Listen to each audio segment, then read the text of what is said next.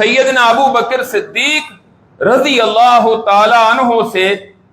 نبی کریم صلی اللہ علیہ وسلم کی وفات کے بعد آپ کی بیٹی سیدہ فاطمہ رضی اللہ تعالی عنہا نے اپنا حصہ طلب کیا تھا تو انہوں نے آگے سے انکار کر دیا. بعض نے پھر یہ کہا کہ انہوں نے جھڑک دیا، کچھ نے کہا کہ انہوں نے ان کی بے حرمتی کی. یہ ساری کی ساری باتیں اپنی طرف سے مرچ مسالہ لگا کر سیدنا ابو بکر صدیق رضی اللہ تعالی عنہ کے بارے میں لوگوں کو متنفر کرنے کی کوشش کی جاتی ہے. اس کی حقیقت کیا ہے؟ سب سے پہلی بات تو یہ ہے کہ نبی کریم صلی اللہ علیہ وسلم کی وفات امت کے لیے سب سے بڑا صدمہ تھا، کوئی معمولی بات نہیں تھی.